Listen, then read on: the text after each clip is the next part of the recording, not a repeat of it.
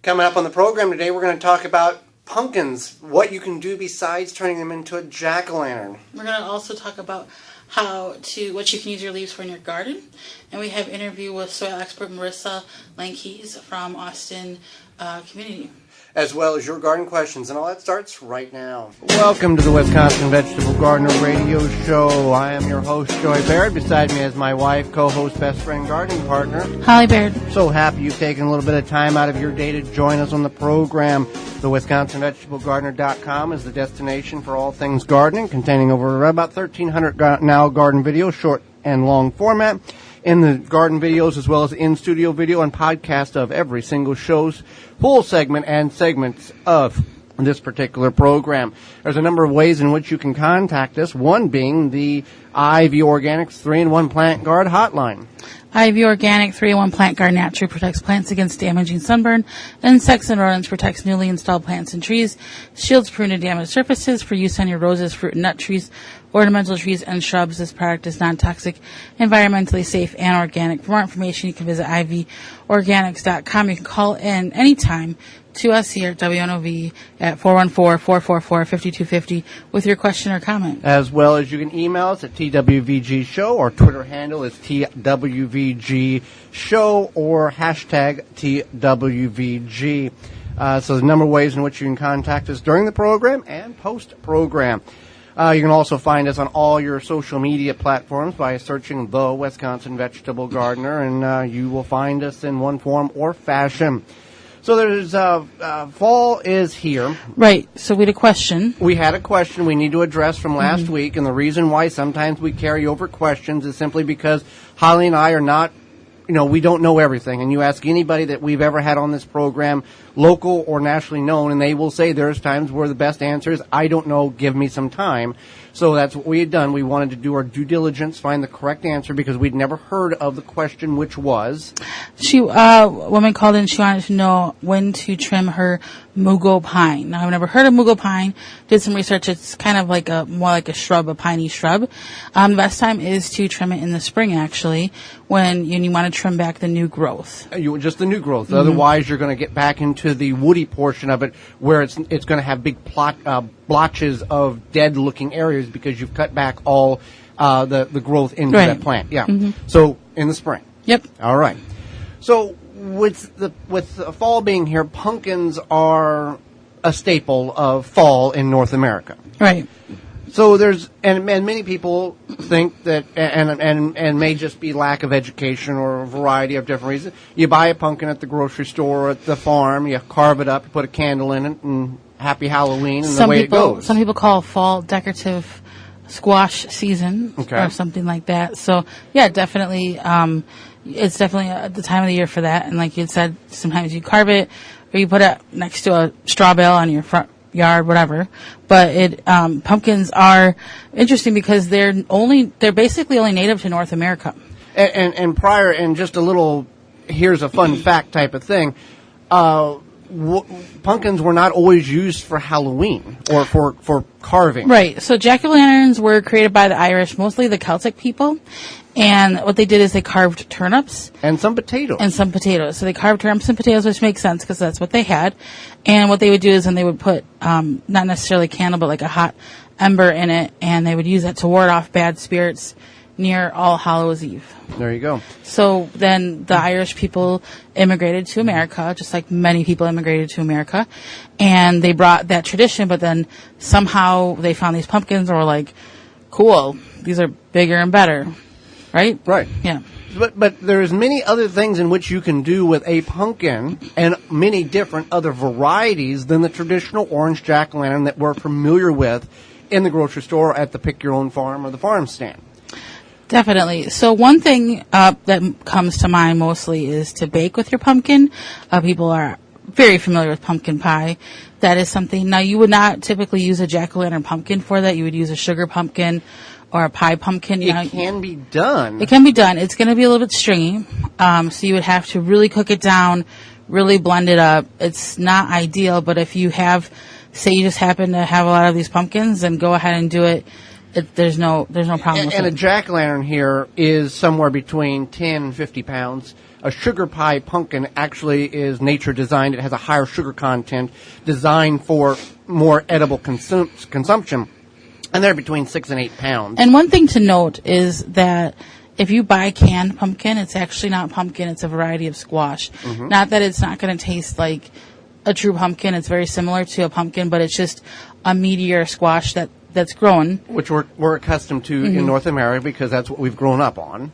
And it's just more orange. Like when we make pumpkin pie from homegrown pumpkin, it's a little bit more brownish looking. It's like tan. Yeah, it's like tan. Yeah, like raw meat color. I know it's a terrible comparison, but that is the color. We're not used to the bright orange crayon color pumpkin pie that we see in the store. Tastes the same. Yes. But it's similar. And in the southern portions of the United States, they use sweet potatoes because pumpkins are not that prevalent down there.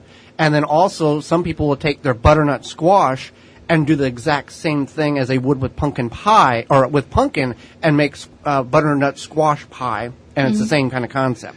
So you can bake with it. Right. And there's a variety of, from the little teeny tiny wee bee pumpkins or jack bee little pumpkins, those are edible, the little decorative ones, all the way up to all pumpkins are edible, and there's dozens upon dozens Cinderella of varieties. pumpkins. Yeah, Cinderella pumpkins. Dozens of varieties of pumpkins in which... And don't forget, I feel like that guy in Forrest Gump now, you can make pumpkin bread, pumpkin bars, pumpkin muffins, pumpkin, all sorts of stuff. So definitely think about that. You know, if you have some pumpkins, find a good deal. You can do a lot of stuff with them. Now soup, pumpkin soup is good. You can also, we cooked our soup in a pumpkin. So that was kind of fun. You clean it out, you create a bowl, Yeah, you bake and then like- you put yeah. your ingredients in there and you cook it, and then as you dig the ingredients out, you scrape the side of the walls to get some of that pumpkin, the meat there, to incorporate it And in I the think soup. we added like leeks, some broth, and some other stuff. So that was you good. search pumpkin soup in a pumpkin on YouTube, the Wisconsin Vegetable Garden, you'll find that video. And then just any sort of other cooking you could do. You could just take the pumpkin, puree it, make it into pumpkin soup, like a butternut squash soup. Definitely delicious. Like many vegetables, a pumpkin is low carb, good for you. So that's a plus. You could roast the pumpkin too, and just put like different spices on it, some oil, butter, whatever. So let's talk about preserving. There's one aspect of preserving a pumpkin where you take the actual unit and store it in a cool, dry place, basement, somewhere in that nature. We've had them last from October to early March, where we've stored them in an unclimatized basement. And we had a white pumpkin that we found, and we used it for demonstration purposes for kids, and that lasted over a year before it started to go bad. But let's talk about that's one way of storing it. The other ways are you can can the pumpkin and you can freeze the pumpkin. So let's talk about the safe ways in which we can do this. Sure. So if you're going to can or freeze a pumpkin, you want to peel it. You want to get that peel off. And then obviously remove any seeds, any of that stringy stuff, whatever. When you can it, you need to pressure can it because it is low acid. And then you need to cut it into like 1-inch cubes. We want to peel it too. I said that. Yeah, okay. Yeah, you want to peel it. So you want to peel it, cube it, and then you're going to pressure can it. You cannot water bath can a pumpkin. You have to use a pressure canner. So if you don't have a pressure canner, don't want to invest in one, don't want to take that route, you can freeze it. You can do whatever you want at that point with it. You still want to peel it and you want to cube it, but you could. You still need to cook it down? You need to cook it down. Okay. But you could puree it or you could leave it cubed. If you leave it cubed, it's going to get mushy in the freezer because once you cook it down, it gets different consistency. But and then once you have it frozen or canned, it's nice. You can pull it out. You can puree it to make pumpkin pie. You can puree it for soup. You can just do all sorts of stuff with it. Make it with some lentils or some beans. It's quite delicious. Couple of things with that. One, if you pressure can a quart jar of pumpkin, that is the amount that you need for a pumpkin pie. So 1 jar, 1 pie. Right. You've got to add all your other ingredients, but that's the measurement. 2, whenever you freeze the puree, it is best or recommended that you freeze it in quantities that is a one-and-done use. You're not thawing it out, taking so much, freezing it back up and putting it back. The same amount you would need for a pie, put in a zip-top bag, that type of thing. So it's all used one time. It's not repetitive thawed and freeze, thawed and freeze. Right, that's correct. So you want to figure that out. And we've grown pumpkins in our garden, and you can find the videos. We grew a Jardel pumpkin. We grew 3 of them. They're about 3-inch thick walls. They're a bluish gray pumpkin, beautiful pumpkin, sweetest pumpkin pie that you ever have eaten. It's a pretty pumpkin too. And such smooth puree. There's no stringy whatsoever. Those pumpkins are designed for that type of application. Jardel is one, and then there's Cinderella. And there's several other varieties that have that very thick internal wall that is very, very good for the cooking application. Right, and then so you also can make pumpkin flour. This is good for your jack-o'-lanterns here. Right. Because it doesn't matter. Yep, so if you have a jack-o'-lantern pumpkin, you want to cut it up, dehydrate it, you can make your own pumpkin flour, and you can make pumpkin seed flour. And both of these are considered low carb. They have a lot of fiber in them. If you do bake with them with something like pumpkin flour, if your recipe calls for 1 cup of flour, you're only going to use a 1/4 cup of that and then 3/4 cups of a different flour. So the best way in order to dehydrate a pumpkin is peel it, de-seed it, and then take the flesh and put it through a food processor to a small chunky consistency. Then layer it on your dehydrator tray. If you have a fruit roll-up tray, that's even better so the particles don't fall through, but it will work either way. And then once the pumpkin is dry based on the density, the moisture content, 12, 18 hours, whatever the case is, then you take and you puree it into a coffee grinder to a powder consistency. And then you can use it as pumpkin flour. Pumpkin seeds are the same way. Let them dry completely, pulverize them to a powder, and you can use them. And you can put a little bit in your smoothie, too. You're not going to notice, oh, this is pumpkin. But it does add that low carb, that extra You can make pumpkin smoothies. Yes, you can. Mm-hmm. Yep. So, yeah, you can make pumpkin smoothies. All sorts of good stuff you can do with the pumpkins. And the seeds, you can roast those and all that type of thing with the seeds as well. And you want to, if you get a good pumpkin, let's say for the Jardel, we'll use our example. We saved those seeds. We had 1.5 pounds of pumpkin seeds in which we saved because they were such a good variety to grow. And we were fortunate enough with those Jardels. We had 2 seeds left from 5 years ago that we planted, and those 2 germinated, and we ended up with 45 pounds of pumpkin off 3 units. 3 pumpkins were 45 pounds total. All 3 of them added together. So, yeah, there's a lot of different places you can go and get your pumpkins, grocery stores, specialty stores, pick your own farm. But if you're intending to use it for a specific purpose, find out what pumpkin is best. Those pumpkins that we've talked about, the meat pumpkins, the jack-o'-lantern, all of those are available in the area. You just need to know what they're used for. And some people will buy those specialty pretty pumpkins not knowing that they are used for edible consumption. Many people think those are specifically grown for decorative purposes on the porch, patio, or deck. And then at the end of the season, they just throw them away and nothing more is said. But those are used for eating. Now, if you use them for decorative, if they get a freeze on them, they're pretty much no good because they're going to concave on themselves. They're going to get bad. So keep that in mind if you're going to buy them to use them to eat them. That's what we'd recommend. When we come back, we're going to talk about the power and the importance of using leaves in your garden. Just don't put them on the curb for municipal pickup right after this.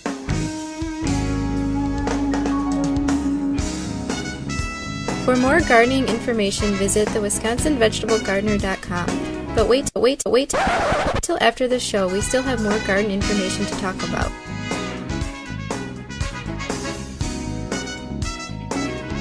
I know you're looking for natural and organic food, but at a great price. I've found the place. Woodman's has what you need. Woodman's offers a huge natural and organic selection with some of the area's largest organic meats, produce, and dairy departments. Shop consciously, but it won't break the bank. They have aisles of all the organic food, snacks, and treats you've been looking for, so you and your family can eat healthier without overpaying. Visit their Milwaukee area store locations, Kenosha, Menominee Falls, Oak Creek, and Waukesha, or visit woodmans-food.com to find the nearest location to you. Mycorrhizae is a beneficial fungus from Plant Success Organics.com that will greatly increase your plant's germination ability and healthier root structure. You can increase seed sprouting, root growth, and general plant germination. Mycorrhizae can be used with hydroponic root cutting, seed sprouting, cocoa coir, and soil. Plant Success Organics.com carries powder, granule, and tablet form of mycorrhizae. Increase the level of mycorrhizae in your soil to give your plant the optimal opportunity to produce incredible harvests. For more information and to purchase purchase, visit PlantSuccessOrganics.com.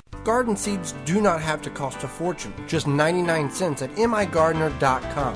Now with over 450 varieties of non-GMO, heirloom, and organic flower, vegetable, and herb seeds available year-round. Pay less and get more seeds. Shipping as low as $2.50. That just makes sense. Go to migardener.com for seeds and garden needs, tools, and special blend fertilizers. migardener.com. It's that simple. Family owned and operated.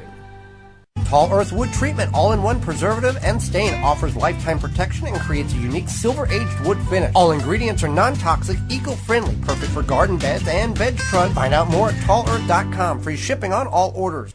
Use coupon code WISCONVEG to save 15% off orders placed at tallearth.com. Shield and Seal vacuum sealers and the highest quality vacuum sealing products, unique black and clear and all black bags, protecting your produce and product better than traditional bags. Find out more at shieldandseal.com. A peck of apples? Apples contain zero fat, sodium, and cholesterol. Also a good source of fiber. Apple varieties range in size from a little larger than a cherry to grapefruit size. The largest ever picked weighed 3 pounds. A peck of apples weighed 10.5 pounds, when a bushel of apples weigh 42 pounds. Rebel Green, responsibly made natural products that are good for you and the environment. Made in the USA, plant-based, vegan, and always toxic-free. Find out more at rebelgreen.com. Use coupon code WIVEG15 to save 15% off your next purchase at rebelgreen.com/shop. Blue Mel's Garden and Landscape Center offers an awesome selection of high-quality garden and landscape products. We have just the plants you're looking for: annuals, perennials, veggies, herbs, and more. Plus, you can always count on us to answer all of your questions and offer expert advice. Blue Mel's also carries the largest selection of bulk landscape materials in the area. Enjoy a beverage from our coffee shop while your kids run around in our huge playground. Join our growing list of highly satisfied customers. Visit the garden center that offers everything you're looking for. Visit Blue Mel's today. Blue Mel's, 4930 West Loomis Road, 414-282-4220. The Wisconsin Vegetable Gardener Radio Show is brought to you by the following: Flame Engineering, Eco Garden Systems, Bobex, Plant Success, Beans and Barley, M.I. Gardener, Outpost Natural Food Co-op, Root Assassin, Manure Tea, The Gardener's Hollow Leg. Find all sponsors at the WisconsinVegetableGardener.com and thank them for their support.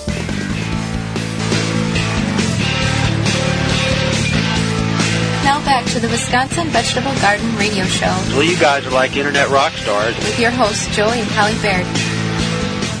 Well, summer had to end sometime, and fall is here for a while. It's another opportunity, and some people will be sad that there's another job in which we can perform in the garden, but it's an important job that will benefit us and the soil in the spring to come. That is using leaves in the garden. And many people will just rake their leaves up and throw them on the curb or bag them up, put them in the curb for municipal pickup, when they're losing a valuable free resource in which they can use to enrich their soil, their garden, and the raised beds, that you can save money and mimic what nature does on the forest floor.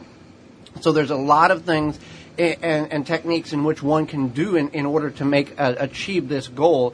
But leaves are extremely powerful. They bring nutrients up from beneath, from very deep, and incorporate into leaves, and when the leaves fall, break down, it feeds their soil. We've done this, and we've talked about this to exhaustion on the program in our weekly videos on the website, where we brought in 2,000 pounds of leaves from our property and the neighbor's property in the street and incorporated them, just top-dressed our beds. We didn't mix them in or till them in at all, but we simply layered them on the garden bed, 24, 30 inches in height, and this was last year, November, early December, and by June, we didn't know or couldn't prove that we had done anything besides showing photographs to people because they broke down. Now, you can use most leaves.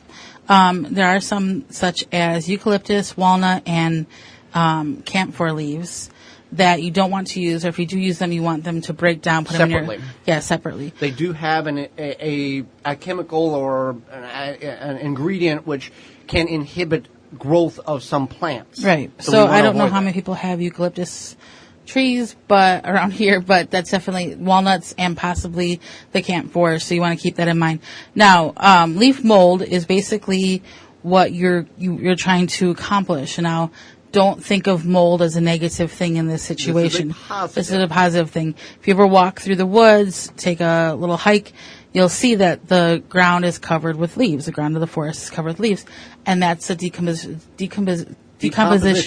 process that's going on, and that's what leaf mold is. It's that decomposition that's happening naturally. So when you put the leaves on your garden now or before it snows, hopefully, then it's going to break down. It's going to break down over winter. It'll break down early spring, and before you know it, you're feeding your soil. Now, you can get these leaves to break down quicker if you mulch them or run them through a leaf mulcher or over a lawnmower and bag them that way.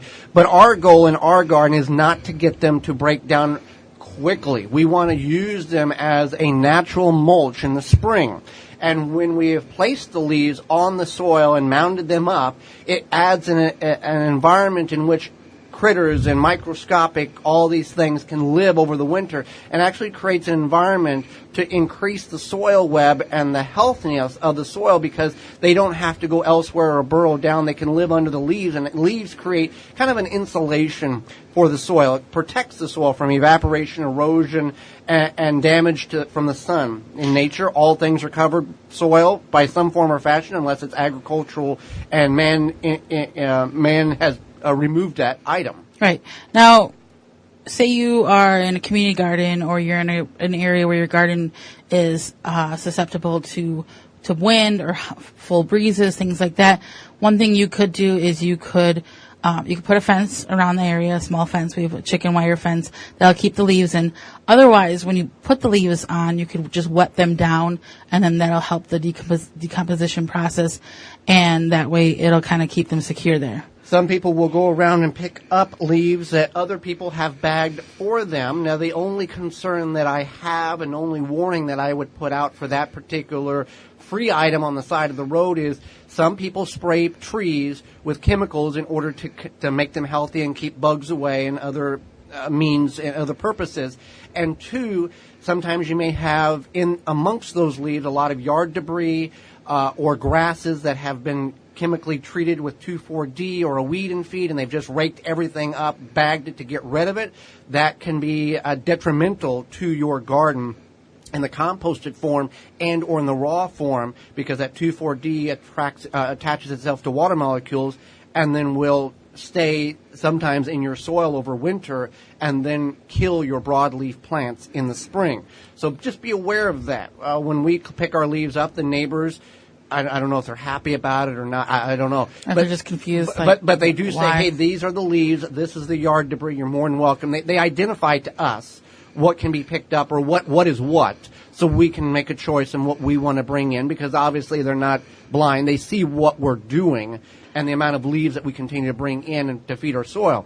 When we pile those leaves up unshredded, and come spring, we can move those leaves back, and the worms have actually come to the surface of the soil, and they are feeding, and other microbes and worms and grubs and all that stuff are feeding on the leaves and taking those leaf particles and going back down in the ground. So it's enriching the soil, aerating the soil, and we try to avoid soil disturbance as much as possible, but sometimes it's required.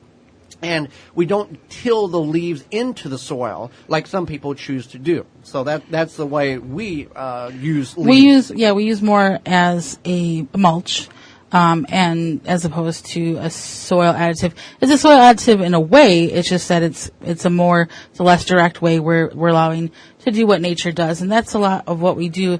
Is we kind of mimic what nature has going on for our garden. So we're growing in the most natural way without disturbing the ecosystem too much. There are some really cool things in which you can do with leaves right now that doesn't involve building your soil.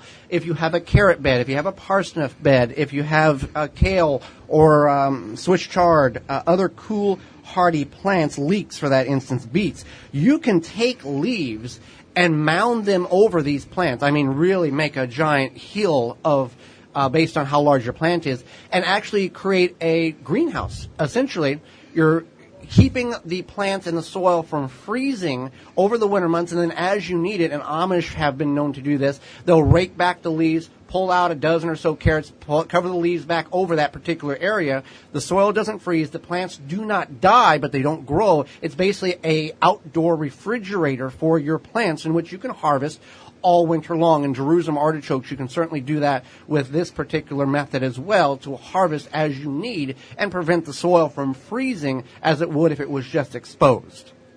Right. So that is, that's definitely something you can do with your leaves. You can also, we don't mulch around our garlic, but when you plant your garlic, you can mulch around them. Just do a thin layer. Asparagus beds are Asparagus good. beds, yep. Your perennial beds, it's really good to add a good a mulch. And You can even put them, if you have super large containers, you can put them over those as well. we've done that with our raised beds. We've covered them and done it that way.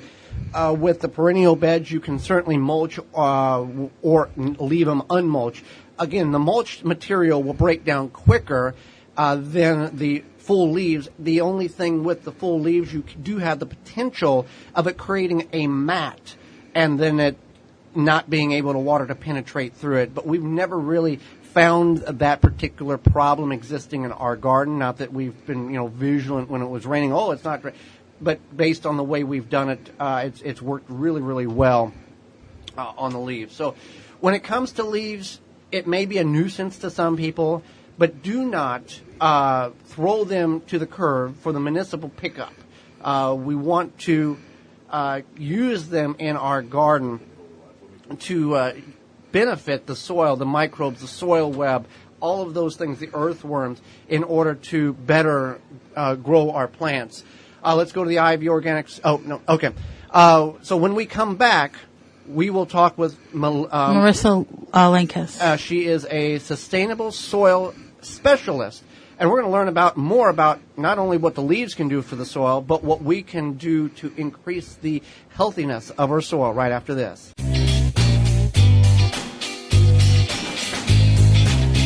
Got a question? Email the show at twvgshow@gmail.com.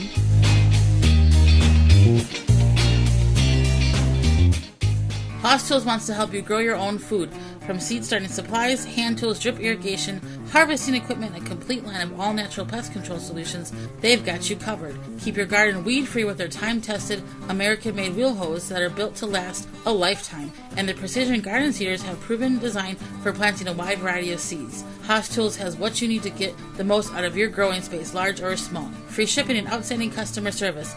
Shop online or request a free catalog at HaasTools.com. The number one key to healthy, productive plants are the roots. Starting from seed to full-grown plants, rootmaker.com has the answer. From seed starting trays with an innovative design that air prunes the roots, creating a fabulous root system, never again will you have root-bound plants, to multiple gallon grow bag sizes to raised beds. Rootmaker.com has your grow needs covered. Visit rootmaker.com. Pomona's Universal Pectin is high-quality pectin that gels reliably with low amounts of any sweetener. If you're trying to reduce the amount of sugar in your diet, you'll love Pomona's Universal Pectin. Now you can make healthy homemade jams and jellies sweetened to your taste. You can use sugar, honey, or any alternative sweetener you'd like. Pomona's Universal Pectin keeps indefinitely when stored in an airtight container. Easy to use, versatile, and comes with directions and recipes in every box. Find out more and where to buy at PomonaPectin.com. Available at most natural food stores and online.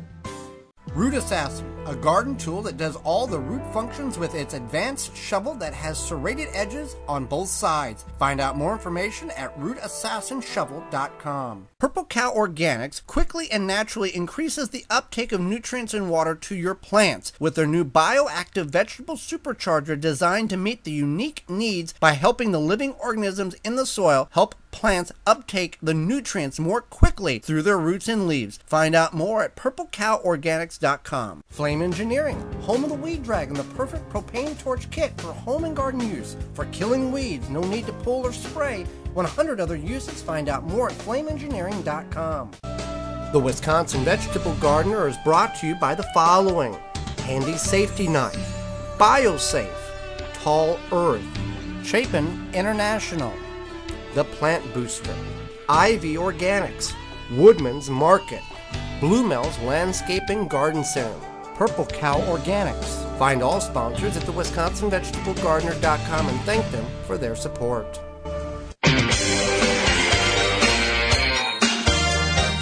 Now back to the Wisconsin Vegetable Garden Radio Show with your hosts, Joey and Holly Baird. Well, when it comes to the fall time, Bluemel's certainly has the products in which you need in order to get your fall decorative decorations decor put together, as well as they have bulk material, and they will, I believe, if all goes well, they're going to have a fall festival thing coming up. No, yeah, we don't have any information on that yet, but they do have a lot of great stuff for fall.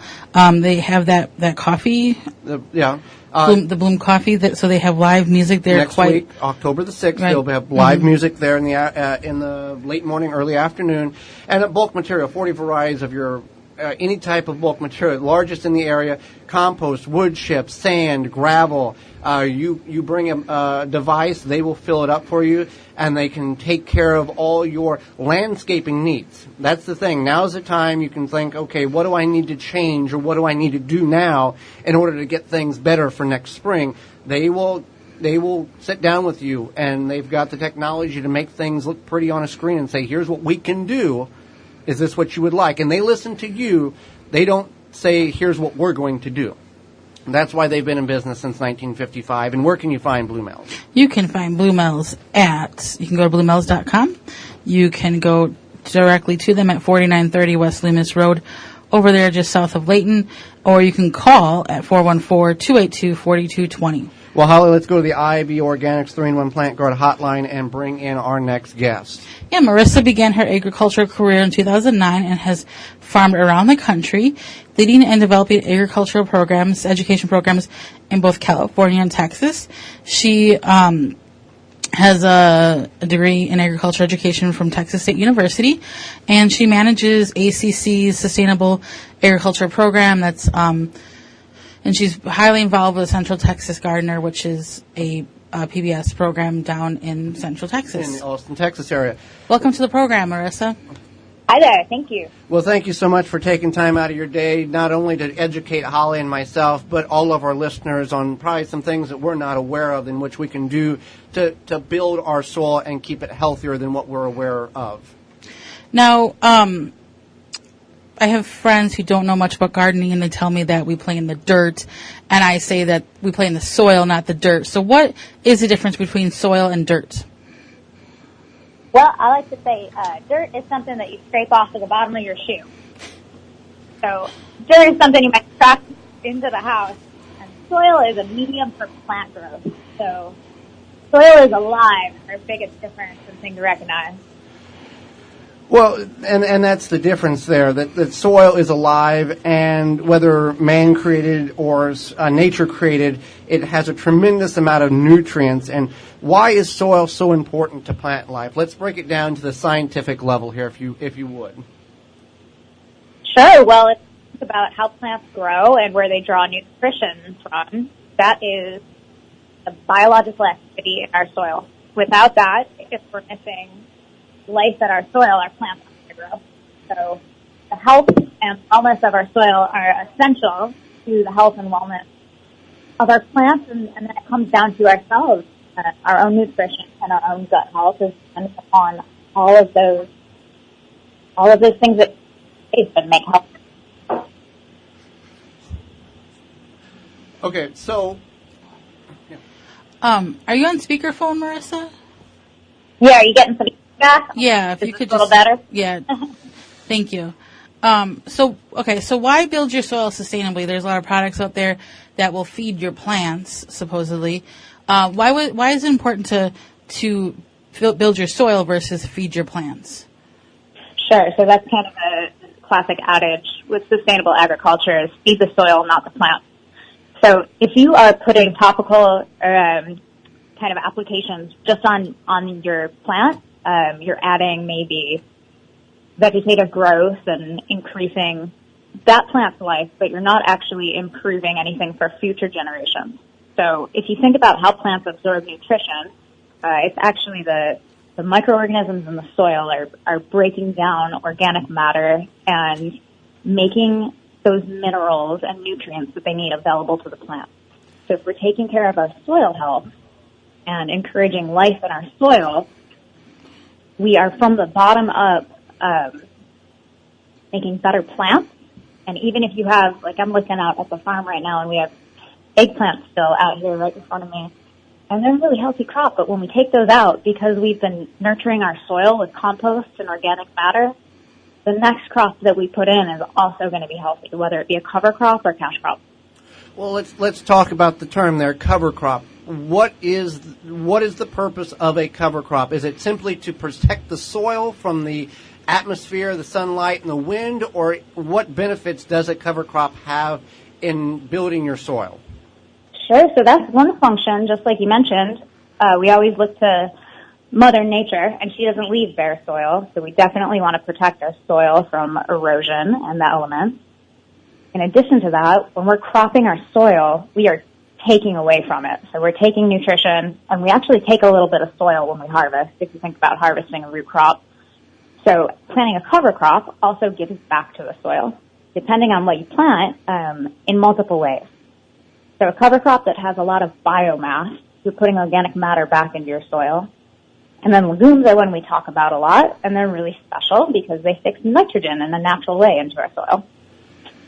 So when we talk about composting, and we talk about that pretty much on a regular basis here on the program, and we just finished up a segment about the importance of leaves, is there a wrong way to compost? Is that such a term?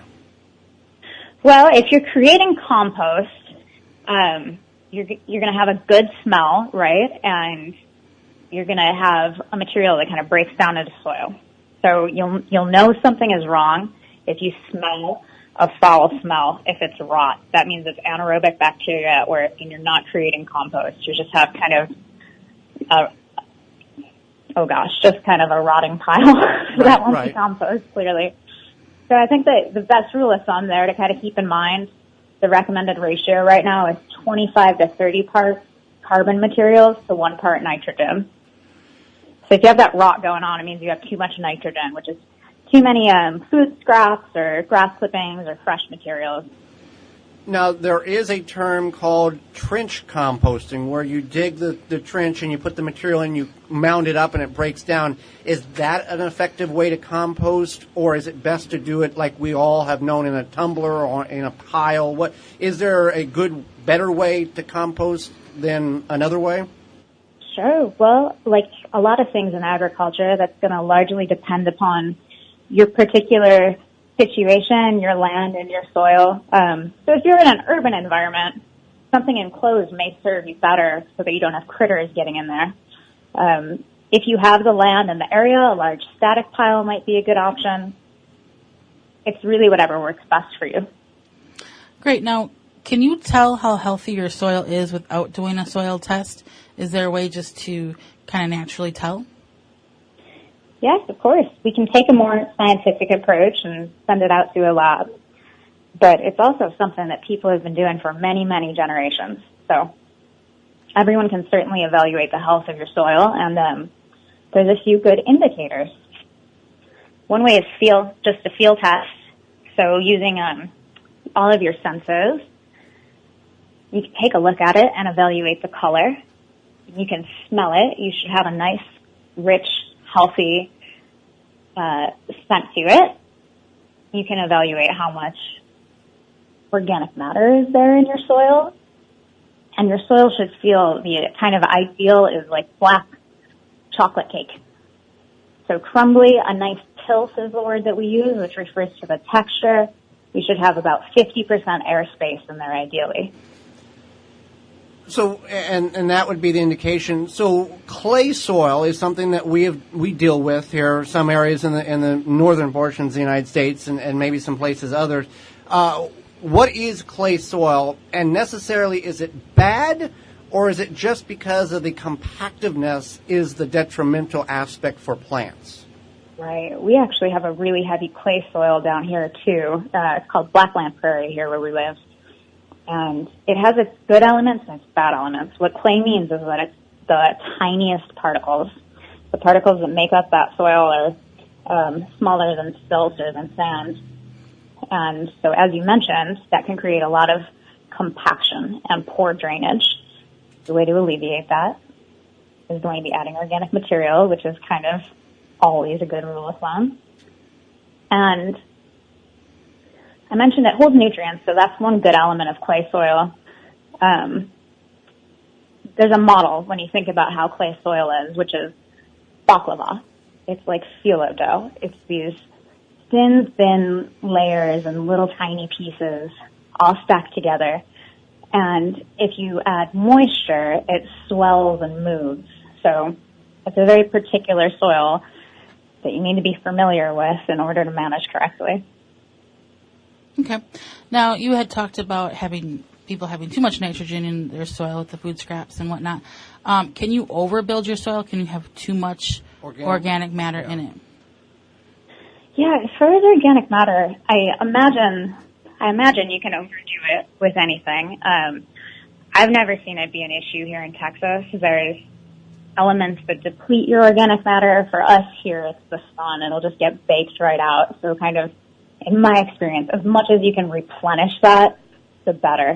What you can do is kind of throw off your balance and have too much nitrogen or too much of one element that'll tie up another. So we're always going for balance. And that's whenever you have that tied up, that's when you see the too much nitrogen, the green growth, or the lack of greenness in the plants. So, like you talked about, is the soil healthy? That's a great indicator. If you understand what you're looking for is the other thing, and I'm sure that's kind of what you instruct people to be vigilant, and here's what you need to look for. Right, so just like we spoke about evaluating your soil based on your senses, smell, sight, feel, you can do the same thing for plant materials. You can look at a plant and have a pretty good idea about whether it's thriving or not. Absolutely. So now, where can we find out more about you and also like Central Texas Gardener as well? Sure. Well, I'm down in Austin, so you're going to have to come pretty far. But please, if you're interested in some agricultural education, check out our program at Austin Community College, Sustainable Agriculture, and Boggy Creek Farm in East Austin Institution. Been here almost 30 years now. Now, your farm is organic. I grew up on an agricultural big ag farm where it was the traditional chemicals, harvest, chemicals, fertilizer. You're seeing, and I think, and maybe you can correct me, are we seeing a movement in the smaller agricultural farms, the sustainable farms, transitioning from what we once thought we knew to going back to what nature has taught us for generations? Yeah, the USDA census is a good source for that, but what we've been seeing in the latest ones are larger amounts of small-scale farms, and they're typically, well, many of them are using sustainable practices. So, and I am seeing in the people we encounter coming through the program and trying to learn about agriculture, a large interest in growing the way that our grandparents grew. So I think that's a very natural human urge to want to connect with the earth, and the best way to do it is just start planting seeds, and that's how we learn too. Right, and as we plant the way our grandparents planted, we have to learn a word called failure. With the big ag industry, you pump the chemicals, you pump the seeds are all genetically modified, they're designed basically to not fail, and when we go to the sustainable organic means, there is opportunity and there are failures of crops in which we have no control over. You bet. Well, we greatly appreciate you taking time on the program to educate Holly and myself and all of our listeners about building our soil and being sustainable with our gardens rather than having to bring chemicals in order to supplement that nutrients in which we need for our plants to grow. Well, thanks, y'all. Nice speaking with you, and I appreciate your time. Absolutely. Thank you. And when we come back, your garden questions and our garden answers right after this. If you have a gardening question, now is the time to call in on the ivorganics.com 3-in-1 Plant Guard hotline at 414-444-5250. Do you have a problem with deer or small herbivores eating your vegetation? There is a natural solution that is safe for your pets and family. Bobex is the answer. An environmentally friendly solution to protect your plants, will not wash off, and is guaranteed. Bobex Deer was independently tested against 9 known competitors and rated 93% effective, second only to a physical barrier. Bobex can be used on all types of ornamentals, trees, and shrubs. Ask for it by name at your local independent garden center. Find out more, visit bobex.com. BOBBEX.com. An Oya is an unglazed porous clay pot with a short neck and a wider belly. Bury your Oya neck deep in your raised bed, container, or ground garden and let the Oya do your watering by releasing water as needed. How? By soil moisture retention for all you techies out there. This is an eco-friendly, efficient, ancient way to water your plants using up to 70% less water than other irrigation methods. It saves you time and is easy to install. Find a retailer through DrippingSpringsOyas.com. Smart watering, easy gardening.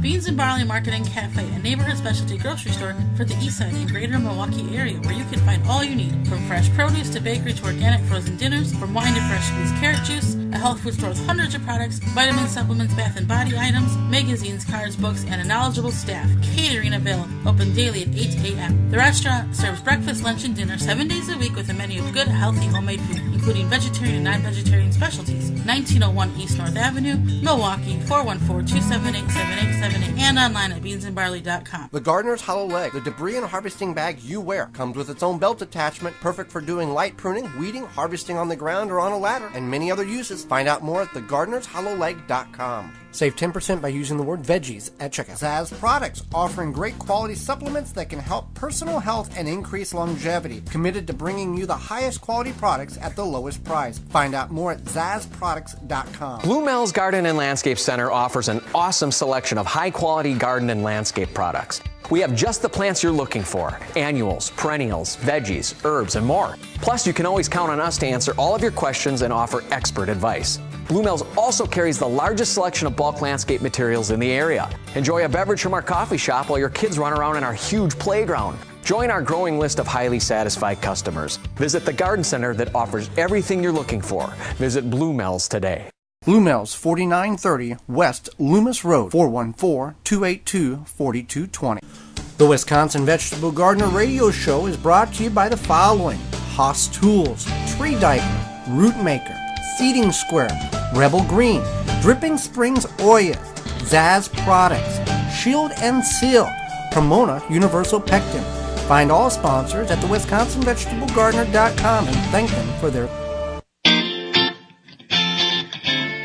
Now back to the Wisconsin Vegetable Garden Radio Show with your hosts, Joey and Holly Baird.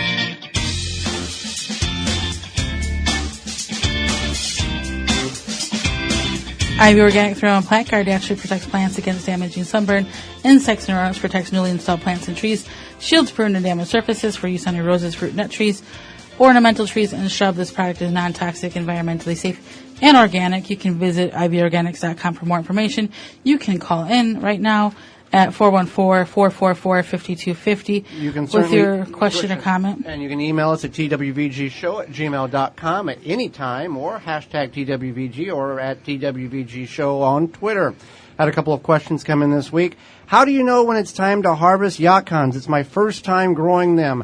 Thank you. Now, first of all, what is a yacon? A yacon is a root crop from South America, and it's kind of like, it's also known as a yucca. Okay. It's kind of like a less starchy potato mixed with like a jicama. It looks like a sweet potato when you dig it up. Yeah, it looks like a very pale sweet potato. But it's a neat plant. It's kind of fun to grow. We can grow them here in our zone.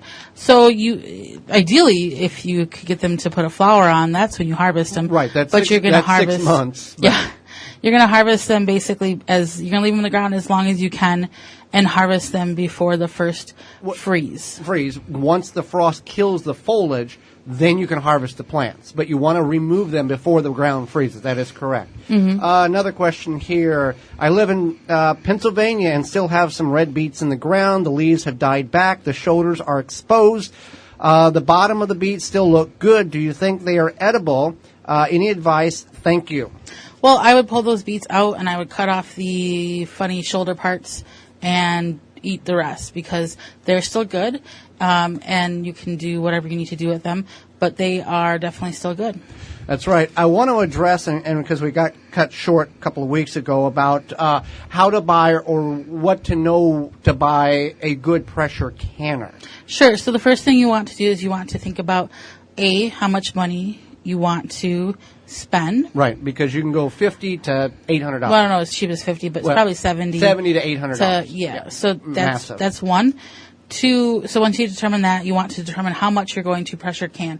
So those two might go hand in hand. You might think, this is my budget. However, maybe I have some wiggle room because I'm going to do a lot of pressure canning. There's a lot of things you can pressure can besides vegetables, and a lot of people don't realize this. So if you are like a hunter or you get a really good deal on meat, you can pressure can a lot of meat. And that makes it shelf stable. Specific types of meat, not fatty meats. Right. So like chicken, venison, beef, but the high fat stuff like the inner part of the chicken. Personally, I would get a dial gauge. We were given a weighted gauge one as a wedding gift, and nothing wrong with it. Not complaining. I probably would have gotten a little bigger one, but it works for what we need. Mm-hmm. So that's one thing to consider. Type of stove, is that important? Mm-hmm. Yeah, it could be. They're not typically as heavy as a regular canner because you're not putting as much water in there. And I bring that up because there are certain stoves that have a weight restriction and it can basically crack the elements. Like what do you these what type like of glass top stove. Like glass top stoves. Also, there's like conductive heating or something like that. Yeah, so you want to look into that as well. Think about your stove. So and there's a lot of guides online. It'll Google how to buy the best pressure canner, and there'll be a guide for you. Like if you're going to do X, Y, Z. Definitely, I would not try to make a dual purpose where you're trying to get a pressure cooker and a pressure canner. That's not ideal. Right. It's just like one or the other.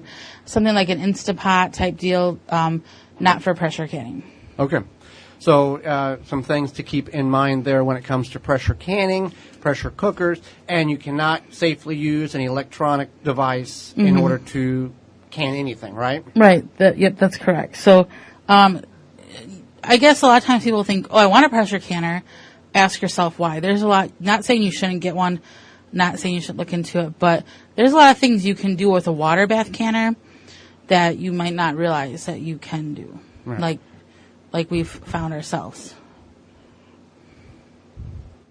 Well, if you don't want to call in to the show or you've missed the live show, you can always drop us an email at twvgshow@gmail.com, or you can actually send us a voice message. You go to the website, thewisconsinvegetablegardener.com, and you follow the prompts that says leave a voice message, and you can do that anonymously, or you can include your information where we can respond back to you personally, or we can just use it on the show, just like this question that came in about cockroaches. Hi, I know this is a new one for you. There are roaches that have invaded the neighborhood, and I'm wondering what can I use that would not be toxic to bees and to other things in the environment to get rid of them in the yard and the garden. Thank you. So with any bug infestation, whether it's external or internal, we want to, clean the area, keep the area clean of crumbs and debris, that type of thing that would lure them in. This is the same thing for rodents as well. Secondary, if they're outside and you want to prevent them from coming inside over the winter, what you want to do is make sure you've sealed up all the cracks and holes and that type of thing in your home. Okay, so if they're outside, you can use chemical application. There's a number of products online in which you can do this. There is more organically ways of controlling, treating, killing. You can use the sticky pads that you get that they'll get stuck on and they can't get loose, but that doesn't always kill them. So boric acid powder is what you want. Now, you want to use 3 parts of the boric acid with 1 part powdered sugar. Now, this can be applied inside and or out.